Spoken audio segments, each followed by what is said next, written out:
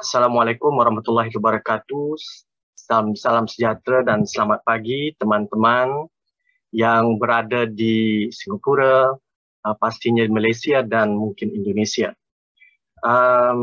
Ini adalah acara pertama yang tadi disebut oleh Puan Zubaida, sempena Pesta Baca Anjuran Perpustakaan Negara Singapura. Kami sangat berbesar hati mengalu-alukan kehadiran teman-teman untuk mengikuti siri kuliah ini, kuliah ucap utama ini yang akan disampaikan oleh Profesor Farid Alatas. Teman-teman, kalau tadi disebut sebagai reboot atau dimulakan semula, dihidupkan semula. Salah satu bacaan yang saya rasa kerana kita dalam pesta buku dan pesta baca, antara buku yang sangat penting untuk dibaca kembali, direnung kembali pastinya, buku yang ditulis oleh almarhum Syed Hussein Alatas berjudul Mitos Berbumi Malas yang kita tahu terbit asal dalam bahasa Inggeris The Myth of Lazinity tahun 77, kemudian ianya diterjemah ke dalam bahasa Indonesia tahun 87, kemudian bahasa versi Melayunya 89. Buku yang kalau teman-teman boleh dapati sekarang cetakan Dewan Bahasa dan Pustaka, senang didapati. Kalau kita perhatikan wacana yang diangkat oleh Profesor Syed Hussein Alatas berdasarkan daripada buku beliau itu dapat kita baca dengan teliti dan kita amati adalah persoalan pengapungan permasalahan yang wujud dalam masyarakat dan juga dalam wacana keilmuan. Dan beliau keduanya telah merungkai, mendiagnosa sebab musabab suatu fenomena dan telah dengan cermat menjejaki apa punca permasalahan tadi. Dan pastinya beliau mengusul gagasan yang harus dikedepankan. Mau tidak mau, itu kita akan menyambungkan baca tulisan Mitos Berbumi Malas dengan apa yang digagaskan oleh Profesor Syed Hussein Alatas dalam makalah yang beliau tulis, saya rasa makalah yang agak tuntas, The Development of Autonomous Social Science Tradition in Asia, Problems and Prospect. Saya rasa ini adalah suatu, kalau lihat satu makalah ini boleh didapati dalam beberapa electronic library, dan pastinya kita beruntung pagi ini, kalau kita lihat judul ceramah yang akan disampaikan oleh Profesor Farid Alatas berjudul Mitos Berbumi Malas, Wacananya Penjajahan dan Ilmu Mandiri. Kita dapat lihat ada 3 bahagian besar yang akan disampaikan dalam kuliah yang begitu padat, mungkin 40-45 minit, mungkin sejam, yang akan pastinya kita nanti dapat manfaat. Profesor Syed Farid Alatas adalah nama yang tak asing lagi dalam dunia keilmuan Asia Tenggara maupun di peringkat antarabangsa. Beliau telah banyak menulis dan sangat tekun menghasilkan deretan gagasan dan penelitian, antaranya berkenaan dengan, kalau kita sudah lihat dalam bacaan Melayu, antaranya adalah sosiologi Ibn Khaldun, permasalahan kleptokrasi, wacana kebergantungan, keilmuan mahal kebergantungan dalam dunia pembangunan, pensenyapan dalam pewacanaan, dan pasti ilmu mandiri yang kini menjadi antara kebulian utama beliau.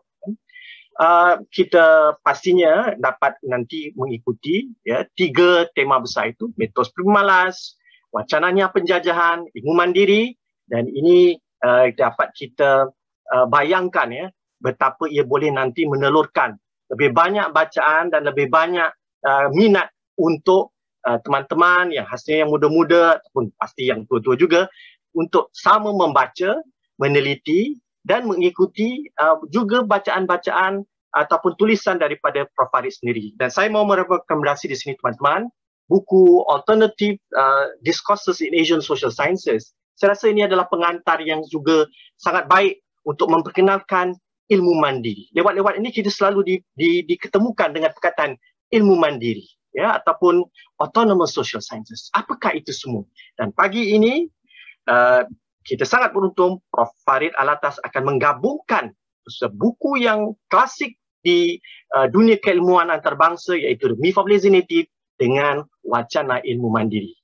Jadi kurang lebih kita di Singapura dalam program Read Singapore ataupun Book Festival ini sama-sama dapat bermanfaat, dan kita juga setelah membaca terpanggil untuk terus membaca, menulis, berwacana demi mendepankan persoalan-persoalan yang sangat genting untuk dibincangkan guna mendapat pencerahan, dan yang paling penting kemandirian berfikir, kemampuan berfikir di atas konteks dan keperluan kita, iaitu di saat kita berdepan dalam gelombang idea yang semakin mencengkam dan membelenggu. Tanpa berlengah masa lagi, saya serahkan acara kuliah ini kepada Profesor Syed Fariel Atas. Majlis dengan segala hormat ini mempersilakan Prof untuk menyampaikan ucap pertama ini. Prof, silakan. Baik, terima kasih Dr. Azhar. Puan Zubaidah Mohsen, NLB, Dr. Azhar Ibrahim dari Universiti Nasional Singapura. Para hadirin sekalian, salam sejahtera. Sebelum saya mulai, saya ingin mengucapkan terima kasih kepada pihak NLB atas undangan ini. Dan saya amat gembira untuk menyampaikan pemaparan saya mengenai buku klasik ayah saya, almarhum Syed Hussein Alatas, yang berjudul Mitos Pribumi Malas. Dan salah satu daripada tujuan saya adalah untuk menghuraikan apa yang dimaksudkan dengan wacana penyah jajahan. Ya, memang buku Mitos Pribumi Malas merupakan sebuah karya anti penjajahan, tetapi pada waktu yang sama merupakan suatu karya penyah jajahan, dan keduanya tidak seharusnya dikelirukan, ya, sebab anti penjajahan adalah suatu sikap yang menentang penjajahan dalam konteks penghasilan ilmu. Maksud anti penjajahan adalah wacana yang mengupas atau mengkritik sikap pendapat para penguasa penjajah, iaitu dia mengupas atau mengkritik ilmu yang dihasilkan oleh penjajah. Tetapi mengkritik ilmu penjajahan tidak semestinya seharusnya mengarah, tapi tidak semestinya berarti bahawa ilmu itu bersifat penyah jajahan. Ya, maksud saya, kalau kita mengkritik ilmu yang dihasilkan oleh penjajah, itu tidak berarti bahawa kita telah menafsir semula sejarah. Kalau kita menafsir semula sejarah, berarti kita bukan hanya mengkritik ilmu penjajah, tetapi kita telah menyah jajah ilmu mengenai sejarah kita. Ya, jadi ada perbezaan antara anti penjajahan dan penyah jajahan. Dan saya bertujuan untuk memberi suatu gambaran mengenai apa yang dimaksudkan dengan penyah jajahan ilmu.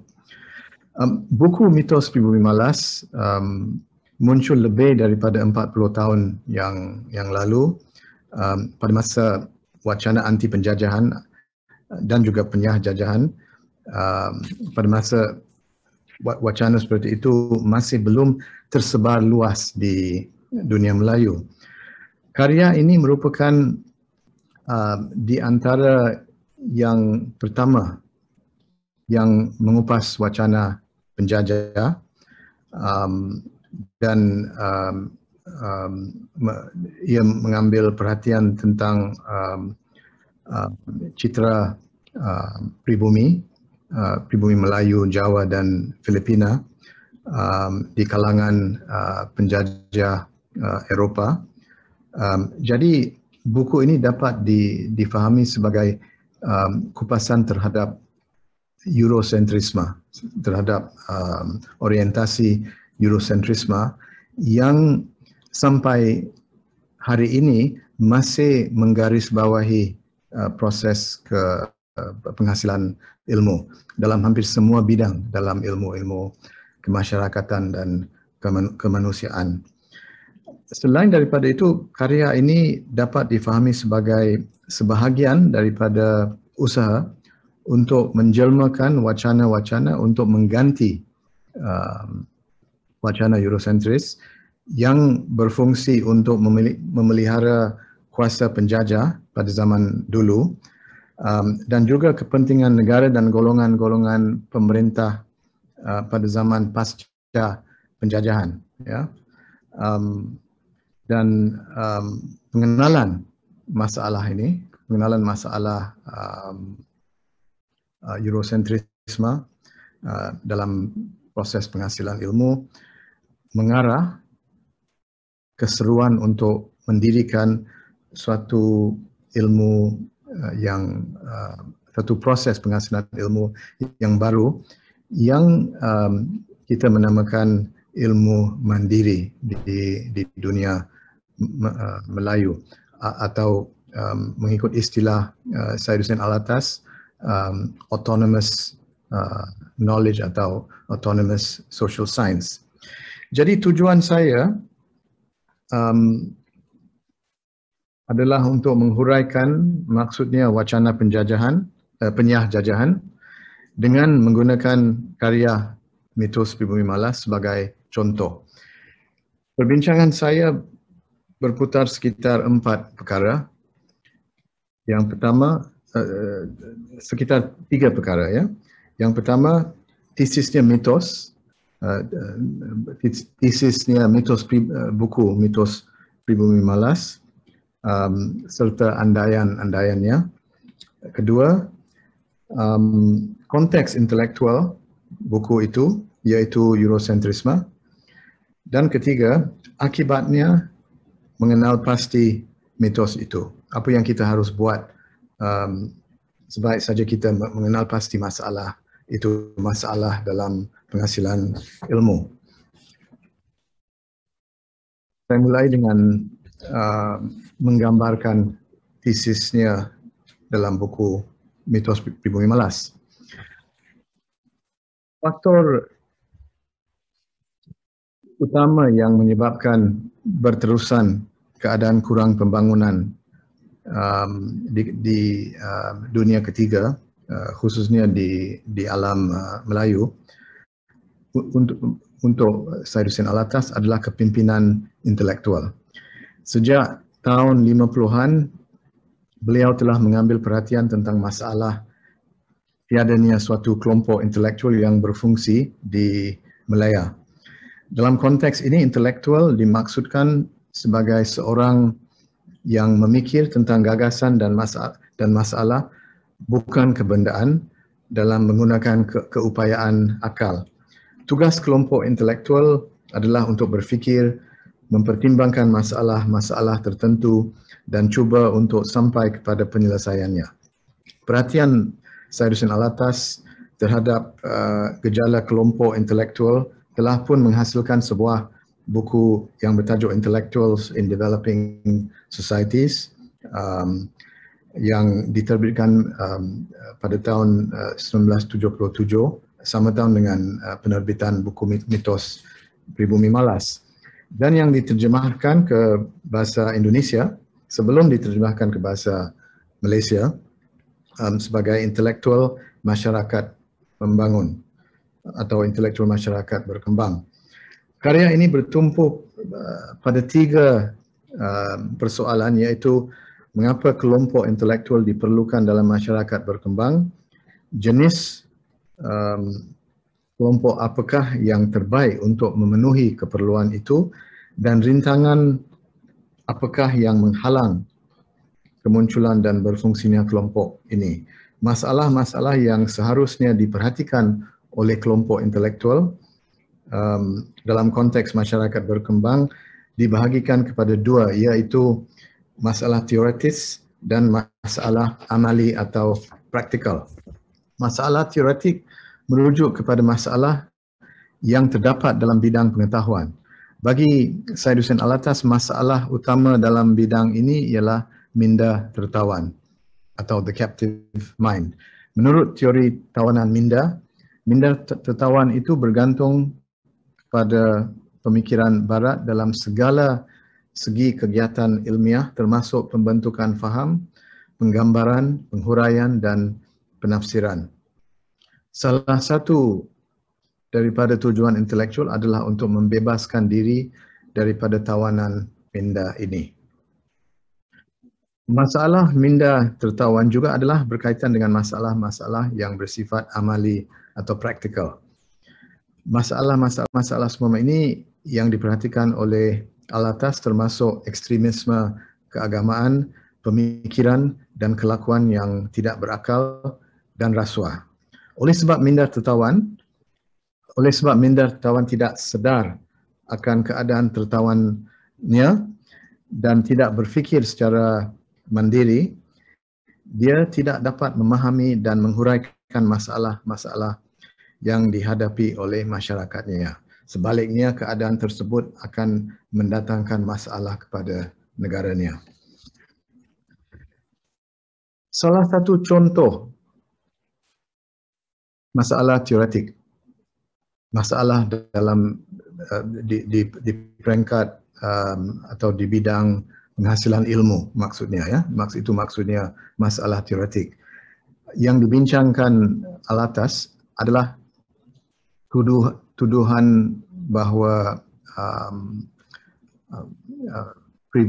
orang pribumi adalah malas, dan kemalasan itu oleh mereka dianggap sebagai satu ciri yang menyebabkan kemunduran mereka. Dan mitos ini dikupas dalam buku Mitos Pribumi Malas. Dalam buku ini, beliau mengkritik teori penjajah bahawa rakyat pribumi adalah malas pada dasarnya. Lagi pula, beliau memperlihatkan peranan citra pribumi Jawa, Melayu dan Filipina dalam kapitalisme penjajah, dan berterusannya mitos itu di kalangan elit pribumi sendiri. Di negara-negara Asia selainnya seperti India dan Filipinas, suatu tradisi tafsiran semula sejarah telah ditanam di kalangan kesarjanaan, dan saya rasa penting untuk kita mengatakan di sini bahawa tradisi ini masih belum tertanam di negeri seperti di negara-negara seperti Singapura dan Malaysia. Saya ingin sebut mengenai dua andaian atau dua premis yang menggarisbawahi buku Mitos Pribumi Malas. Andaian ini agak penting supaya kita dapat memahami karya ini. Buku Mitos Pribumi Malas, hujahnya didasarkan pada dua premis atau dua andaian. Ini merupakan suatu yang saya maksudkan dengan premis, ya. Premis itu merupakan suatu penalaran didaktif di mana pemahaman kita mengenai kenyataan empirik di sekeliling kita disimpulkan dari premis atau andaian tertentu, ya. Dua andaian yang menggarisbawahi mitos adalah: pertama, kemunduran orang yang tertindas tidak disalahkan atau tidak seharusnya disalahkan kepada mereka sendiri, tetapi kepada mereka yang menindasnya. Ya, jadi saya ulangi, kemunduran orang yang tertindas tidak seharusnya disalahkan kepada mereka sendiri, tetapi kepada pihak yang menindas mereka. Itu pertama. Yang kedua, Gagasan mengenai kemunduran pribumi yang dimiliki penindas atau penjajah tidak mencerminkan kebenaran, tetapi adalah pemutarbelitan. Adalah pemutarbelitan kenyataan, dan pemutarbelitan kenyataan itu berfungsi untuk mengkaburkan kenyataan demi memelihara dan memajukan kepentingan pihak yang memiliki gagasan itu. Ini boleh dikatakan mengikut pendekatan sosiologi pengetahuan, ya. Pendekatan dalam mana gagasan itu mempunyai suatu fungsi yang khas.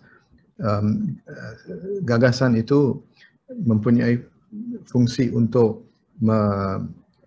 mengkaburkan kenyataan, dan pada waktu yang sama dalam mengkaburkan kenyataan, dalam memutarbelitkan kenyataan, ia memajukan kepentingan pihak yang memiliki ilmu itu. Kalau kita menerapkan pendekatan ini kepada soal citra pribumi Melayu, Jawa dan Filipinas, kita mengatakan seperti yang dikatakan oleh Syed Hussein Alatas, ilmu yang dipegang oleh pihak penjajah bahawa pribumi itu adalah pada dasarnya malas, merupakan pemutarbelitan kenyataan, tetapi pendapat itu berfungsi untuk memajukan kepentingan penjajah dalam proses mengendalikan sistem kapitalisme kolonial pada zaman itu. Ya. Pada zaman penjajahan, masyarakat pribumi tidak diberikan peluang seluas-luasnya untuk mencapai kemahiran dalam pelbagai bidang dan perusahaan. Malahan oleh kerana mereka enggan bekerja di sektor peladangan atau sektor perkebunan, mereka digelar sebagai malas. Sebenarnya masyarakat pribumi yang menolak bekerja di sektor itu mengambil keputusan yang lebih rasional secara ekonomik, dalam erti taraf kehidupan mereka sebagai nelayan atau penternak mendatangkan hasil dan taraf kehidupan yang jauh lebih tinggi dibandingkan dengan sektor perkebunan. Tetapi fakta ini tidak difahami pihak penjajah, malah mereka menyimpulkan bahawa pribumi itu tidak menyukai kerja keras, tidak minat untuk kerja keras, dan kenyataan ini, apa yang dianggap sebagai kenyataan oleh mereka, dijadikan alasan untuk pemerintahan penjajahan, dijadikan alasan untuk membenarkan penjajahan dan untuk membenarkan sistem kapitalisme kolonial. Jadi apa yang dianggap kemalasan atau kemunduran pribumi, iaitu kurang minat untuk kerja di sektor peladangan, sebenarnya merupakan satu keputusan yang agak rasional dari segi secara ekonomik, ya, oleh pribumi Melayu, Jawa dan Filipinas. Ini merupakan kesimpulan tesis buku Mitos Pribumi Malas yang menggunakan pendekatan sosiologi pengetahuan dan menggunakan sosiologi pengetahuan untuk mengkritik ilmu penjajah, dan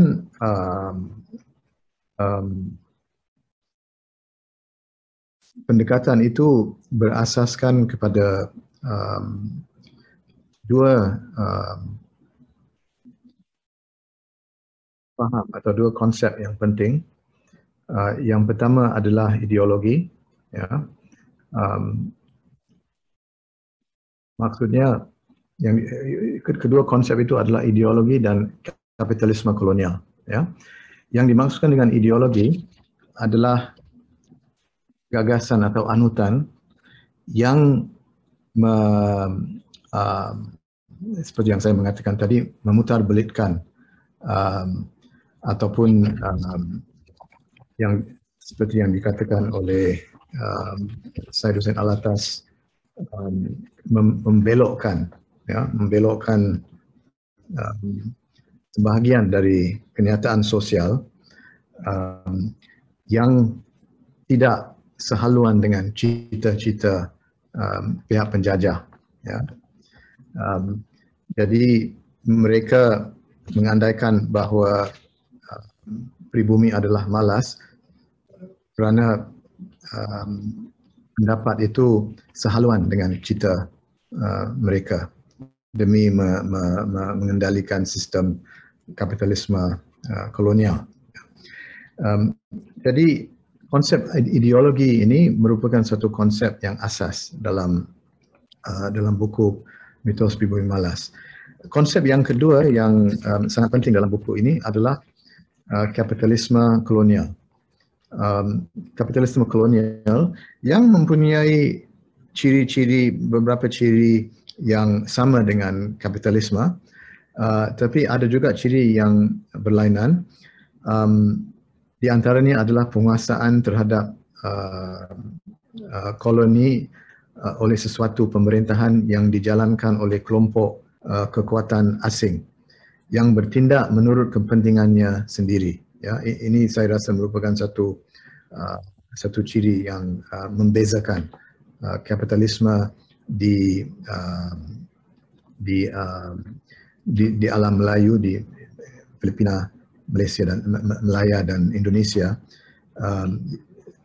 daripada yang berada di Eropah. Ya. Ya.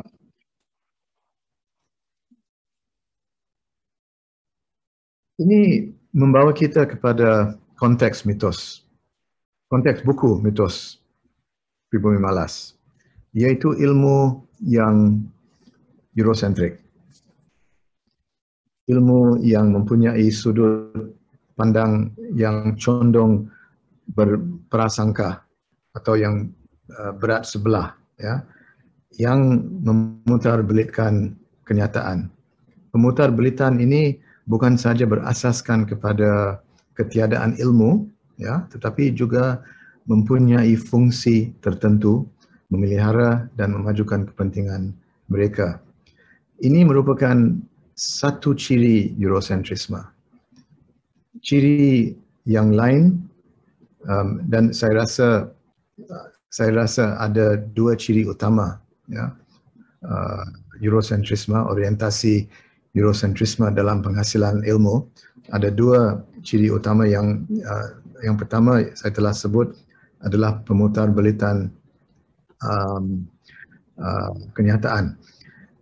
Tapi pemutarbelitan kenyataan ini dibolehkan oleh satu ciri yang lain, iaitu peminggiran gagasan tempatan. Peminggiran gagasan tempatan atau asli atau pribumi. Ya. Jadi pengalaman dan tradisi pengetahuan masyarakat tempatan, masyarakat asli, masyarakat pribumi diabaikan, tidak diambil kira, tidak dianggap sebagai sumber konsep dan tidak dianggap sebagai sumber kefahaman mengenai kenyataan kita. Dan peminggiran itu atau pengabaian itu mengarah kepada pemutarbelitan kenyataan oleh pihak seperti penjajah dan pada umumnya sarjana orientalis, ya. Dan ciri peminggiran ini berasaskan kepada apa yang saya menamakan garis pemisah subjek-objek, ya, atau subjek-objek dikotomi. Itu merupakan pemisahan antara subjek, iaitu yang mengetahui, dibandingkan dengan objek, yang hanya diketahui tapi tidak dianggap sebagai mengetahui, ya. Jadi, seperti yang saya katakan tadi, ya, yang mengetahui adalah orang Eropah, sarjana Eropah, pegawai penjajah Eropah. Mereka mengetahui, mereka menganggap bahawa mereka saja yang mengetahui tentang seluruh dunia, seluruh alam. Bukan hanya mengenai diri mereka sendiri, tetapi mengenai masyarakat selainnya. Mereka mengetahui. Jadi orang Melayu contohnya hanya diketahui oleh mereka, tapi mereka sendiri, orang Melayu sendiri tidak mengetahui, maksudnya tidak menghasilkan ilmu yang dapat dimasukkan dalam tradisi ilmu Barat. Ini yang saya maksudkan dengan garis pemisah subjek objek. Ya. Kalau saya dapat boleh memberi satu contoh, ya, beberapa tahun yang lalu saya menyemak sebuah buku antropologi, pendahuluan kepada antropologi dalam bahasa Indonesia. Dan dalam buku ini ada satu bab atau section mengenai masyarakat, mengenai konsep masyarakat, ya. Dan dalam section ini penulis menghuraikan apa yang dimaksudkan dengan masyarakat. Tetapi saya lihat bahawa penulis itu dalam menghuraikan apa yang dimaksudkan dengan masyarakat, sebenarnya dia menghuraikan apa yang dimaksudkan dalam tradisi Barat dengan society, ya, dan dia tidak mengambil perhatian tentang istilah masyarakat itu sendiri. Sebab maksud yang terkandung dalam istilah-istilah yang kita terjemahkan sebagai masyarakat, ya, istilah seperti society dalam bahasa Inggeris, société dalam bahasa Perancis, atau Gesellschaft dalam bahasa Jerman, atau Mujtama dalam bahasa Arab, atau Jami'ah dalam bahasa Parsi. Semuanya berlainan. Walaupun kita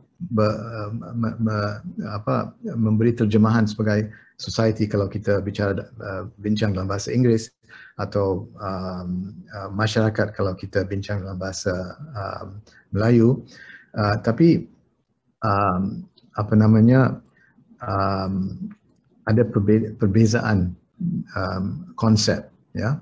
Contohnya, kalau orang Melayu memilih istilah masyarakat untuk memahami apa yang kita merujuk kepada apa yang kita mengatakan sebagai society, ya, mereka memilih istilah dari bahasa Arab, mereka memilih masyarakat. Walaupun dalam bahasa Arab sendiri, masyarakat itu tidak berarti society, ya. Yang mereka menggunakan mujtama dalam bahasa Arab moden. Dalam bahasa Arab kuno, istilahnya adalah ijtima. Sebab itu Ibn Khaldun menamakan bidang baru beliau sebagai ilmu al-ijtima' al-insani, ya. Tapi dalam bahasa moden, orang Arab menggunakan istilah mujtama. Contohnya mujtama madani, civil society, ya. Tapi orang Melayu, orang Indonesia tidak memilih ijtima atau mujtama. Walaupun banyak perkataan, khususnya perkataan teknikal dalam bahasa Melayu berasal daripada bahasa Arab. Tapi mereka mengambil istilah masyarakat. Dalam bahasa Arab, masyarakat itu artinya macam dalam konteks perusahaan, ya, dia merujuk kepada partnership, business partnership, ya. Jadi ini mungkin berarti bahawa untuk orang Melayu pada zaman dulu, kira-kira 100 tahun yang lalu muncul masyarakat istilah masyarakat ya sebagai istilah untuk merujuk kepada society. Mungkin untuk orang Melayu, masyarakat atau society itu mirip partnership, mirip transaksi seperti transaksi bisnes ya. Mungkin oleh sebab itu mereka memilih masyarakat untuk society ya. Tapi semua ini tidak dihuraikan dalam buku ini ya. Walaupun buku itu menyebut dalam section itu tentang masyarakat, tapi yang dihuraikan adalah society langsung daripada tradisi barat. Dan saya tidak mengatakan bahawa kita tidak seharusnya merujuk kepada istilah dari barat, tapi pada waktu yang sama mengapa kita langsung mengabaikan istilah dan sejarah istilah kita yang kita gunakan dalam bahasa kita sendiri ya. Jadi ini hanya menunjukkan bahawa pengalaman masyarakat pribumi bukan saja diputarbelitkan tetapi tidak dijadikan sumber untuk penghasilan ilmu. Satu contoh lagi yang saya ingin menyebut di sini, satu contoh lagi yang saya sering membawa contoh ini. Dan ini berkaitan dengan sejarah juga.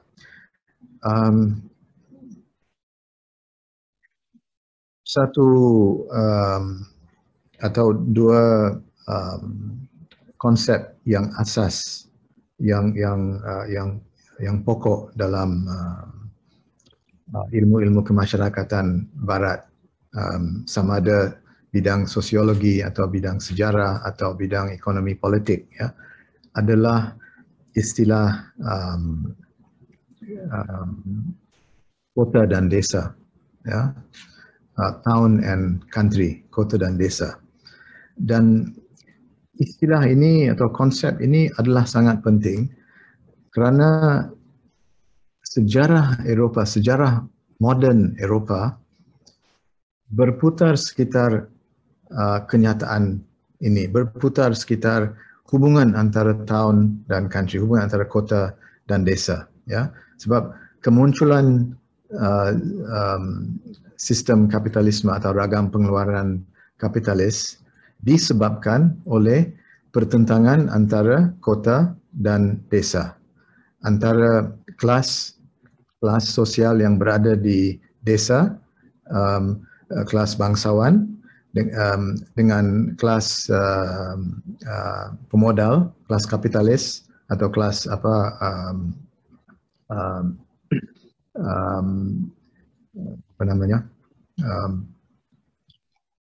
Bourgeois, bukan the traders yang dalam proses menjadi bourgeois ya, pedagang ya Prof. Kelas pedagang yang pada zaman itu pada kurun ke-16, kurun ke-17 dalam proses menjadi bourgeois ya, mereka berpusat di kota. Jadi pertentangan antara kelas itu di kota dan kelas bangsawan di desa merupakan satu peristiwa bersejarah yang pada akhirnya mengarah kepada kemunculan sistem kapitalis. Jadi town and country atau kota dan desa merupakan perbezaan yang asas dalam sejarah mereka. Tetapi itu tidak dapat diterapkan kepada alam Melayu, kepada dunia Melayu. Sebab untuk kita, untuk sejarah kita, yang penting bukan perbezaan antara kota dan desa. Yang lebih pokok, lebih asas bagi kita adalah perbezaan antara laut dan darat. Ya, seperti dalam sejarah kita, bukan hanya darat, tapi laut juga didiami. Ada masyarakat yang duduk di laut. Jadi laut itu bukan hanya dianggap sebagai cara transportasi, tapi juga tempat di mana masyarakat tinggal, ya. Sebab itu kita ada istilah orang laut dan orang darat. Dan di darat sendiri ada perbezaan antara ini juga berkaitan dengan air, ya. Ada perbezaan antara orang hilir dan orang hulu, ya. Jadi ada perbezaan yang lebih sesuai untuk kita memahami sejarah kita. Kita tidak seharusnya hanya mengambil istilah dari ilmu-ilmu kemasyarakatan barat dan menerapkannya kepada keadaan kita di sini, ya, tanpa kupasan, ya. Ini merupakan satu contoh lagi. Jadi kalau ini mengarah kepada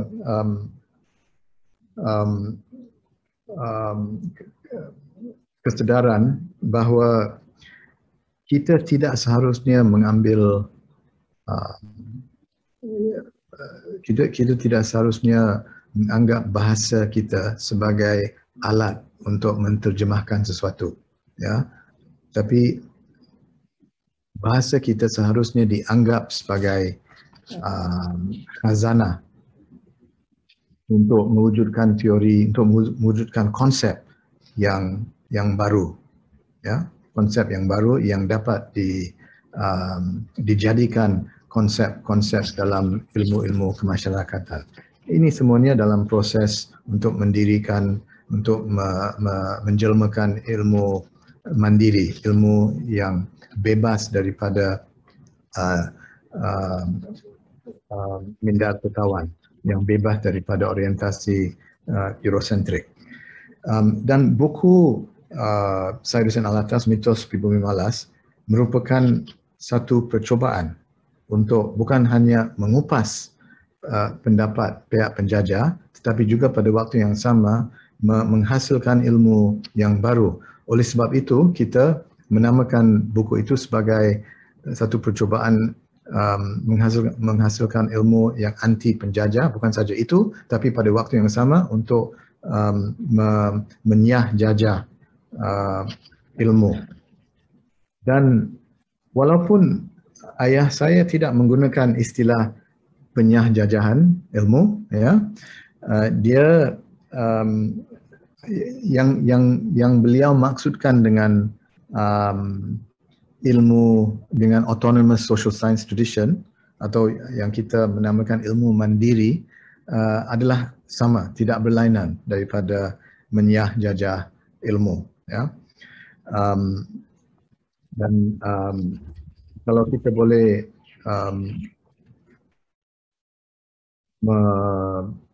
memberi keterangan sedikit tentang apa yang dimaksudkan dengan ilmu mandiri, Syed Hussein Alatas telah menyeru supaya kita di Asia menjelmakan suatu tradisi ilmu mandiri. Dia pernah menulis beberapa kali mengenai perlunya kita mewujudkan Asian social science tradition, ya, the development of an autonomous social science tradition di Asia. Dan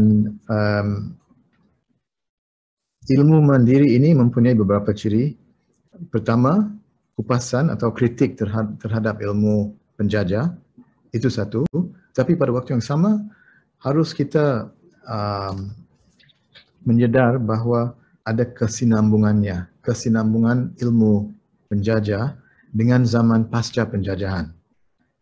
Dalam mana ilmu penjajah telah meresap ke dalam minda elit tempatan. Contohnya adalah elit UMNO atau elit Melayu selainnya di Malaysia, ya, yang telah menerima beberapa gagasan daripada ilmu penjajah, sehingga mereka sendiri mengatakan bahawa Melayu tidak mampu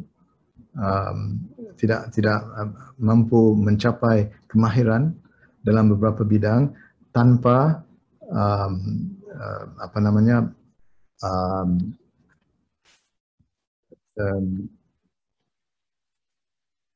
uh, apa nama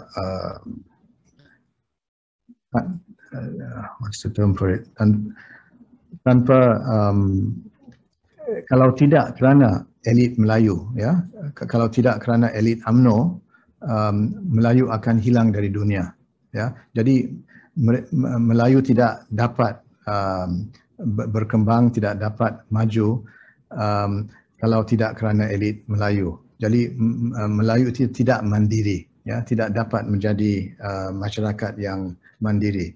Jadi ini agak mirip pendapat pihak penjajah pada zaman penjajahan. Jadi itu harus dikenal pasti, harus difahami dan dikenal pasti dalam proses kita mengupas ilmu penjajah.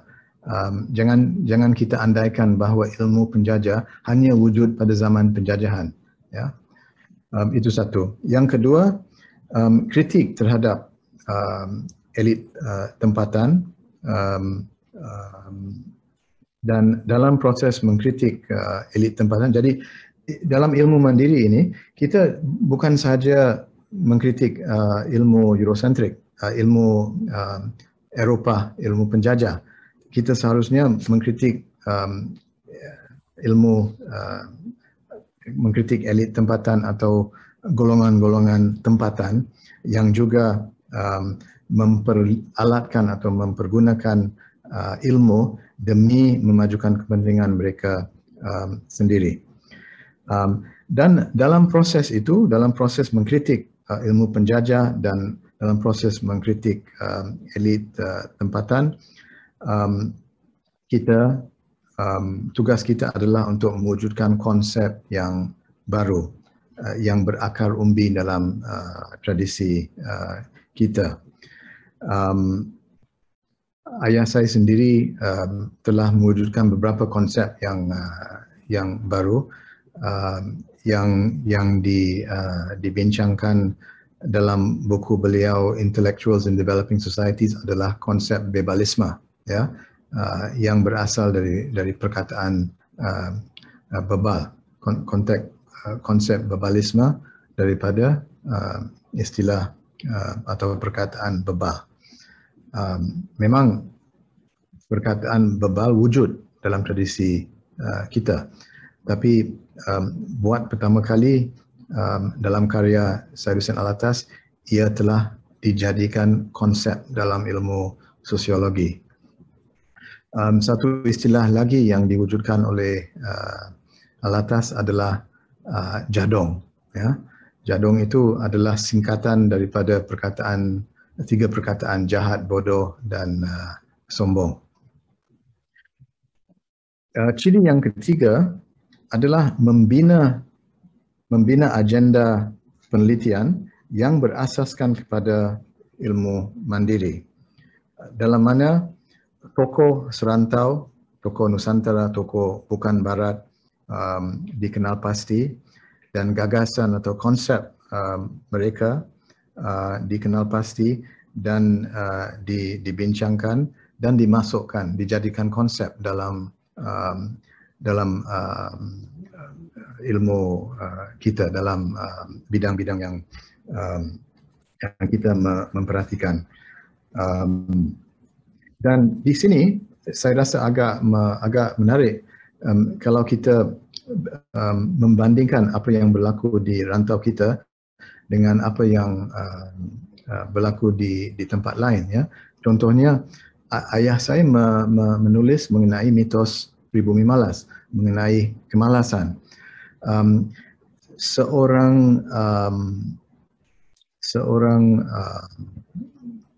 Brazil, ahli sosiologi Brazil yang namanya kalau saya tidak salah Gilberto Freire, yang menulis pada tahun 40-an atau 50-an, Master and Slave.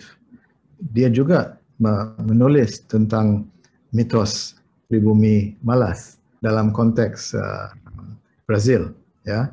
Tapi jarang ada karya perbandingan, ya, antara sarjana-sarjana yang berasal dari dunia ketiga, ya. Dan kalau kita membincangkan soal kebodohan, ya, kejadongan atau bebalisme, ahli syariati pada tahun 70-an telah menjelmakan satu konsep yang baru juga yang berasal daripada bahasa Arab, ya. Perkataan itu himar. Himar itu dalam bahasa Arab berarti donkey, ya. What's donkey, Azhar, dalam bahasa Melayu? Donkey? Keledai, Prof. Keledai. Keledai, ya. Keledai. Dan ahli syariati telah membentukkan satu konsep yang baru yang berdasarkan kepada yang berasal daripada himar itu, donkey itu. Istilah itu adalah istihmar. Istihmar dalam bahasa Farsi dan dalam bahasa Arab juga. Istihmar berarti apa terjemahannya, ya? Kalau bahasa Inggris donkeyfication atau stupefaction. Stupefy, ya. So itu agak perkeledaian, ya. Mungkin ini. Jadi saya rasa, ya, kita seharusnya membandingkan perkeledaian, konsep perkeledaian oleh ahli syariati dengan konsep bebalisme atau konsep kejadongan yang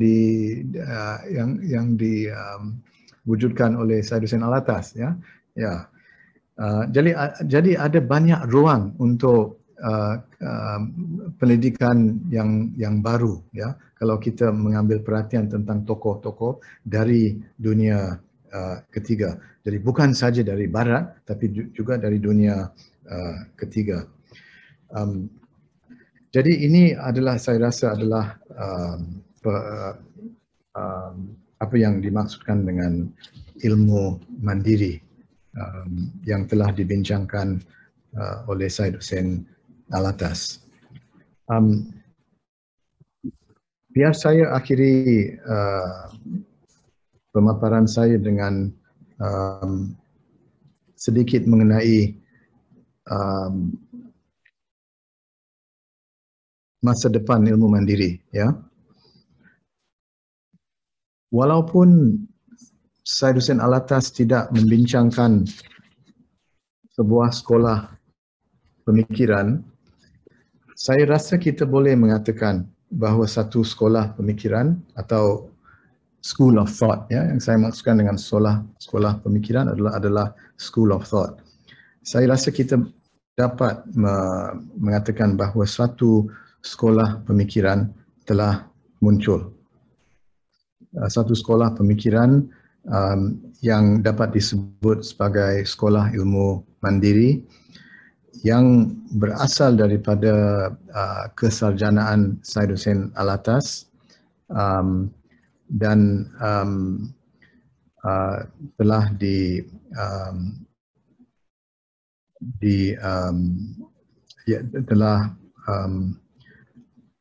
muncul sebagai suatu tradisi penghasilan ilmu, ya. Yang kita maksudkan dengan sekolah pemikiran adalah satu, kita tidak merujuk kepada satu bangunan atau satu institusi yang rasmi, ya. Kita merujuk, walaupun sekolah itu berpusat atau berasal dan mungkin berpusat dalam satu institusi, ya, seperti satu institusi penelitian atau satu institusi pengajian tinggi, ya. Tapi sekolah itu adalah lebih daripada institusi itu, ya. Jadi kita boleh mengatakan bahawa sekolah ilmu mandiri berasal daripada Jabatan Pengajian Melayu di Universiti Nasional Singapura. Tapi sekolah itu adalah lebih daripada Jabatan Pengajian Melayu. Ia berasal daripada Jabatan Pengajian Melayu dalam bentuk kesarjanaan Syed Hussein Alatas, dan tradisi itu, tradisi penelitian kesarjanaan Syed Hussein Alatas telah diikuti oleh para sarjana dunia Melayu, aktivis dan penulis seperti Chandra Muzaffar, Shahruddin Ma'ruf, Nur Aisyah Abdul Rahman, Nur Syahril Saad, Azhar Ibrahim, Pradana Boy Zulian, Imran Taib, Oki Madasari dan sebagainya. Jadi ada generasi yang kedua dan generasi yang ketiga. Tradisi itu diturunkan dari generasi ke generasi. Ini merupakan satu ciri sekolah pemikiran. Ya, ada satu ada badan penelitian kesarjanaan yang dihasilkan oleh pemulanya. Dalam kasus ini Syed Hussein Alatas adalah pemulanya, dan kesarjanaan itu diturunkan ke generasi yang kedua dan generasi yang ketiga. Mereka masing-masing menghasilkan ilmu dan dalam proses itu memperluaskan tradisi itu, dan mereka juga punya anak didik yang belajar di peringkat sarjana, masters dan PhD, dan mereka juga menghasilkan ilmu dalam tradisi ini. Jadi saya rasa agak menarik kalau kita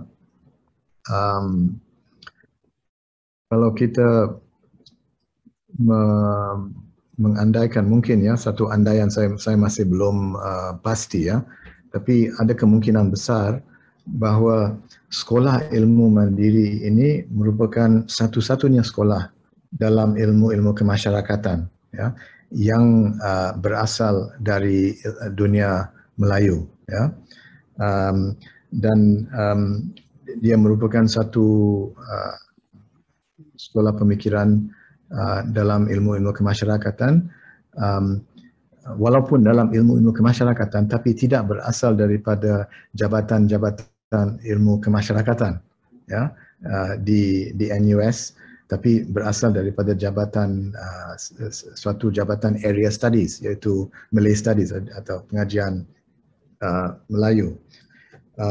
Dan kita harap bahawa sekolah ilmu mandiri itu akan berterusan ya, dengan generasi yang keempat dan generasi yang kelima. Saya rasa itu merupakan tanggungjawab kita untuk memastikan bahawa sekolah ini dikenali dan diteruskan oleh mahasiswa kita. Sekian, terima kasih. Assalamualaikum warahmatullahi wabarakatuh.